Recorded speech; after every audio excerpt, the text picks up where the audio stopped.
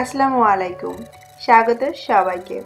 আজকে আমি আপনাদের সঙ্গে আমার ছেলেবেলার খুব প্রিয় একটা খাবারের রেসিপি শেয়ার করব, আর সেটা হচ্ছে গ্রাম বাংলার ঐতিহ্যবাহী মোয়া। আজ আমি বানাবো মুড়ির মোয়া, আর সেজন্য আমাদের লাগবে মুড়ি। মুড়িটা চাইলে আপনি দোকান থেকে কিনে নিতে পারেন অথবা ঘরেও তৈরি করতে পারেন। ঘরে মুড়ি বানাতে চাইলে এটার একটা ভিডিও অলরেডি আমার চ্যানেলে আছে, ডেসক্রিপশন বক্সে আমি লিঙ্কটা দিয়ে দিব। আর সেই সঙ্গে আমাদের লাগবে গুড়। আপনি আখের বা খেজুরের গুড় যে কোনো একটা ব্যবহার করতে পারেন। আর এখানে আমি একটু নিয়েছি সেই সঙ্গে মৌরি। এটাকে মিষ্টি জিরা বা অনেকে গুঁড়ো মুড়িও বলে থাকে। এটা একেবারেই অপশনাল। আমি কোথাও একবার খেয়েছিলাম, মার মধ্যে এই মৌরিটা খুব ভালো লেগেছিল, এজন্যই দিচ্ছি। আপনারা চাইলে বাদ দিতে পারেন। এখন প্রথমে আমি এই গুড়টাকে একটু কেটে নিব।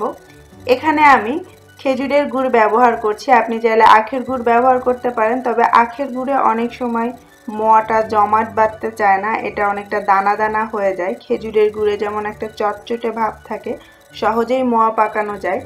আখের গুড়ে ভেজাল থাকলে অনেক সময় সেটা হয় না। তো যদি খাঁটি আখের গুড় ব্যবহার করেন তো সেটা দিয়েও কিন্তু মোয়া খুব ভালো তৈরি হবে।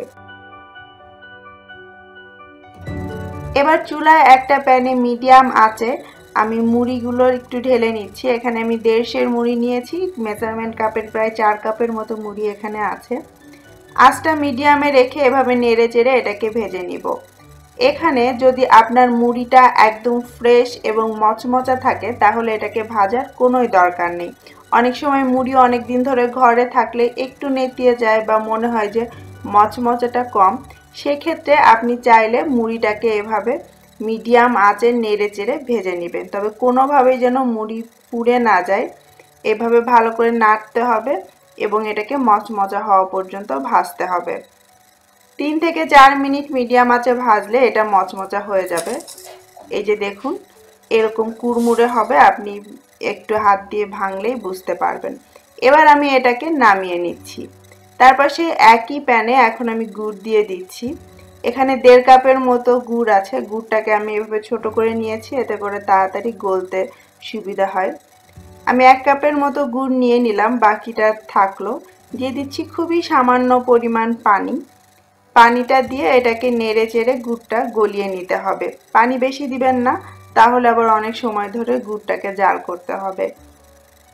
চুলার আঁচটা এই পর্যায়ে আমি মিডিয়ামে রেখেছি এবং নেড়ে চেড়ে গুড়টাকে গলিয়ে নিচ্ছি। যখন গুড়ের গায়ে এরকম একটু ফেনা ফেনা দেখা দিবে এবং ঘন হয়ে যাবে আর এক তারের শিরা হবে, সেই পর্যায়ে এর মধ্যে অল্প অল্প করে মুড়িটা মেশাতে হবে। এক হাতে মুড়ি ঢালবেন আর এক হাত দিয়ে এভাবে করে নেড়ে চেড়ে মেশাতে হবে। এবারে আমি এর মধ্যে সেই মৌরিটা দিয়ে দিচ্ছি। এটাকে আমি হালকা করে একটু টেলে নিয়েছিলাম, আপনি চাইলে এটা বাদ দিতে পারেন।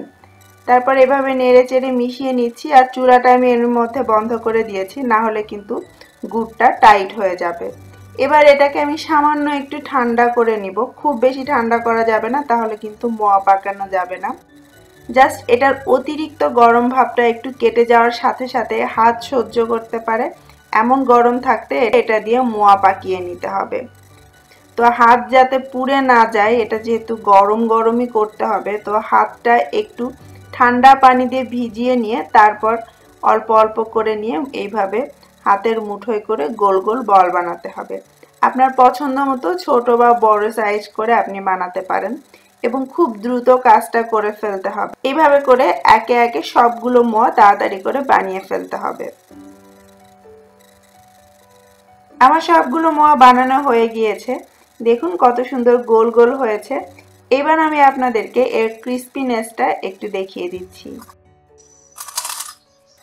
একটু কামড়ে খেয়ে নিলাম, শব্দটা আপনারা নিশ্চয়ই শুনতে পেয়েছেন, আর খেতেও কিন্তু খুবই মজা হয়েছে। এখন আপনারা চাইলে এই মোয়াগুলো কোনো এয়ারটাইট বক্সে ভরে 2 থেকে 3 সপ্তাহেরও বেশি সময় ধরে সংরক্ষণ করতে পারেন। পরবর্তী এপিসোডে চিড়ার মোয়ার দেখার আমন্ত্রণ জানিয়ে আজকের মতো বিদায় নিচ্ছি।